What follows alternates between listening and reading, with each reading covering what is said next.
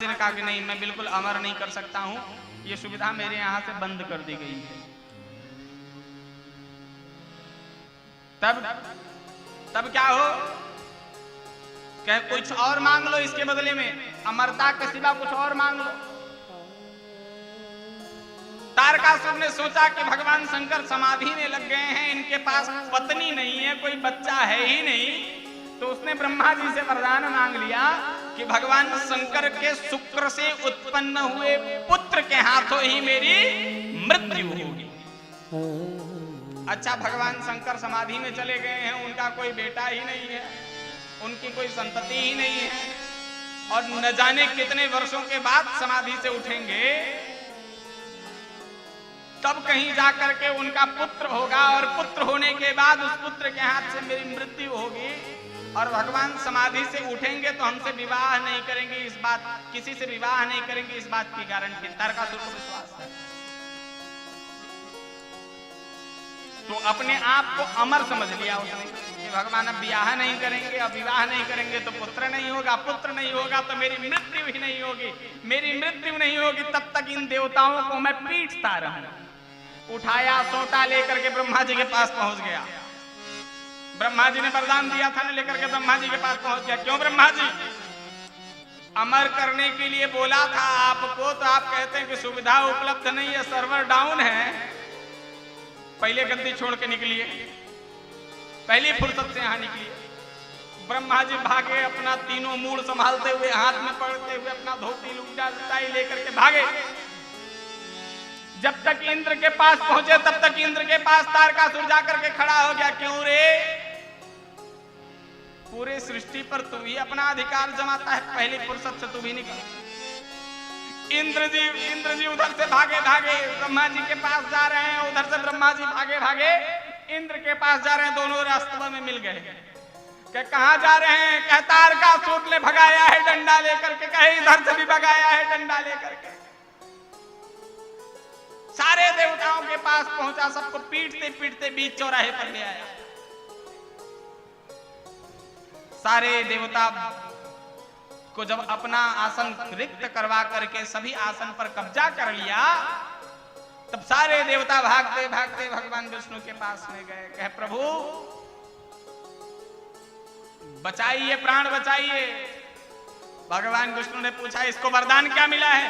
कहे भगवान शंकर के शुक्र से उत्पन्न हुए पुत्र से ही इसकी मृत्यु संभव है। इस बात को सुनकर के भगवान विष्णु मुस्कुराए और मुस्कुरा करके कहते हैं चिंता मत करो, जो होगा सो अच्छा होगा। देवता बोले अब हम कैसे इस शत्रु से बच पाएंगे, ये तो बड़ा पीटता है, इसके क्रूरता से हमें बचाइए, कैसे बचेंगे? ब्रह्मा जी ने कहा बाकी तो सब विधान मैंने लगा लिया है, कन्या ढूंढ लिया है, कन्या को देख लिया है, कन्या बिल्कुल 100% तैयार बैठी है विवाह के लिए, बस दूल्हा को जाकर के मनाओ।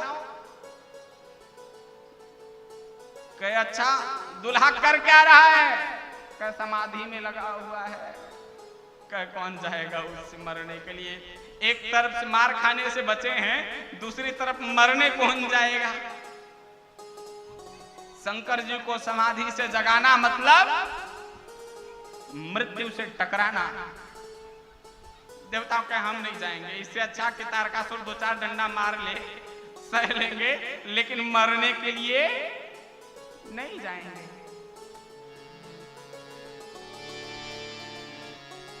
तब कामदेव को खींचा गया। इंसान ही नहीं, प्रकृति ही नहीं, पूरे अखिल ब्रह्मांड में प्रत्येक चीजों को लुभाने के लिए 2 चीज की आवश्यकता है, 2 वस्तुओं की, या तो काम या तो राम। संसार में 2 ही चीज दिखता है, 2 ही चीज पूरे ब्रह्मांड को लुभा सकता है, एक तो काम, दूसरा राम। और दोनों एक दूसरे के पास कदापि नहीं रह सकते हैं। जहाँ राम तह काम नहीं, जहाँ काम तह राम नहीं।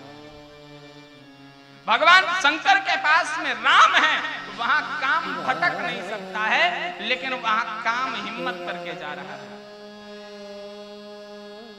और जब काम जा रहा है तो काम ने प्रथम बाण को चलाया है, और जब प्रथम बाण को चलाया है तो पूरी सृष्टि, पूरी प्रकृति में भेद उत्पन्न हो गया है। वृक्ष वृक्ष को आलिंगन करने लगे हैं। ऐसी बयार चल रही है कि उस बयार से उस परिपेक्ष हवा का जो अनुसरण कर रहा है उसके मन में काम की इतनी मादकता छा रही है कि उस प्रकृति में काम का संपूर्ण सत्ता प्रवेश कर गया है। लेकिन भगवान शंकर के ऊपर काम का कोई प्रभाव नहीं पड़ा।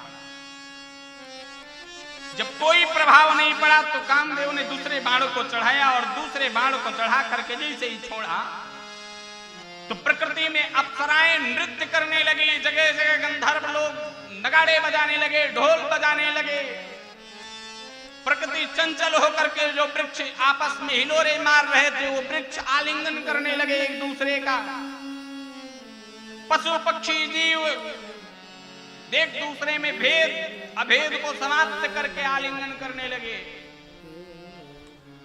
लेकिन भगवान शंकर के ऊपर कोई प्रभाव नहीं पड़ा। काम का 5 बाण एक साथ चला, और जब काम का 5 बाण एक साथ चला तो पूरी सृष्टि अपनी सत्ता को भूल करके काम में ही मदमस्त हो गई। अर्थात पुरुष पुरुष का भेद समाप्त हो गया, स्त्री स्त्री का भेद समाप्त हो गया, जीव जीव का भेद समाप्त हो गया। मनुष्य के सिर पर ऐसा काम का वेदना छाया है कि पूरी सृष्टि में आग लगे, लेकिन उस काम की मादकता को संभाल नहीं पा रहा है। गोस्वामी तुलसीदास जी ने रामचरितमानस को लिखना बंद कर दिया, क्योंकि यहां लिखा है सबके हृदय मदन अभिलाषा, लता निहारी नाचहि तरु शाखा, पशु पक्षी नभ जल चल थल चारी, भय काम बस समय विसारी, मदन अंध व्याकुल सब लोका, देव दनुज नर किन्नर व्याला, भूत पिशाच भूत बैताला, इनके दसान कहूं बखानी, सदा काम के चेरे जानी। पूरी सृष्टि में कामुकता ऐसी फैली है, सिद्ध विरक्त महामुनि जोगी, तेपि काम बस भय वियोगी। जब सिद्ध, बड़ा से बड़ा सिद्ध कोई महात्मा नहीं बचा, बड़ा से सिद्ध कोई तपस्वी नहीं बचा, बड़ा सिद्ध से सिद्ध कोई साधक नहीं बचा, बड़ा सिद्ध से सिद्ध कोई संत नहीं बचा, तब पूरी सृष्टि अब किसके लिए बनी है? गोस्वामी जी ने इस पेन को रख दिया, कहा अब ये रामचरितमानस लिखना ही किसके लिए? जब पूरा संसार भ्रष्ट हो गया तो ये रामचरितमानस लिखना ही किसके लिए है? व्यर्थ है इस रामचरितमानस को लिखना। और कलम को रख करके रोते हुए सो गए गोस्वामी जी कि अब इस ग्रंथ का कोई मतलब नहीं है।